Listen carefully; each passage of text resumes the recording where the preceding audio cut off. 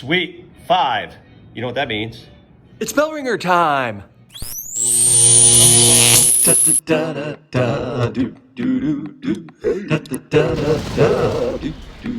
Alright! Hey now!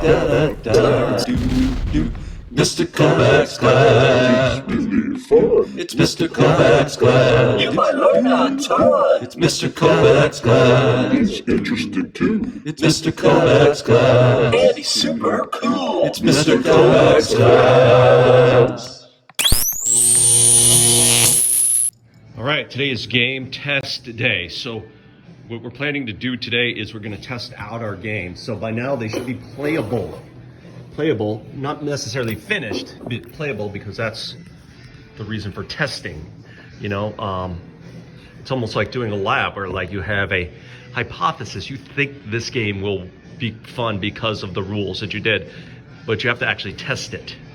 All right, and so here's my famous game, as you know, which is called Sugar Rush, which is based on cell membrane and movement across the cell membrane.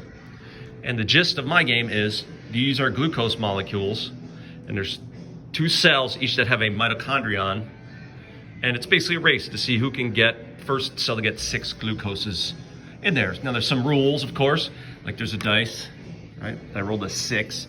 Okay, what that means is I can move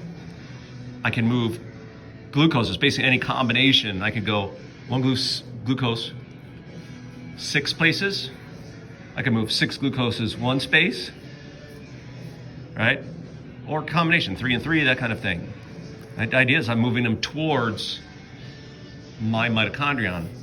Now to make it show that I demonstrate understanding of how it works, just moving them over there doesn't get to, you know that glucose has to be facilitated transport into the cytoplasm, into the cells. So in order to actually get glucose to your mitochondria, first it has to go to a carrier protein or channel protein, and then you have to play your insulin card, and then it moves into the cytoplasm, right? And then you can get it into one of the 6 spaces of the mitochondria. Now there's some other things I've thrown in there too, like I have a card called ATP. So this allows you to do active transport, right? Like let's say I have 1 glucose in my mitochondrion, and this glucose is close to that mitochondrion. I can play ATP, and I can then use that energy to automatically move the glucose into my cell. But on the other hand, the low pH card could be played. In low pH, what it does is it denatures a protein. So if somebody has glucose in their cell, not in their mitochondria, but either in the protein or in their cytoplasm, and the low pH is played, that glucose comes out and goes back to the middle. All right, so that's a way you can really, screw up your opponent, I guess. So we've got glucose moving through a capillary into the mitochondria, through facilitated diffusion. We also have some active transport, and even we have denaturing of proteins. So yeah, that's pretty much the last month of class that we've studied those processes.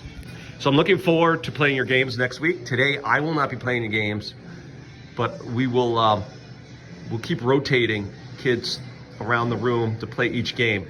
Hopefully you will get to have, well, you will definitely have one person, at least one other kid, play your game. And then hopefully you will also get to go around and play some other kids' games.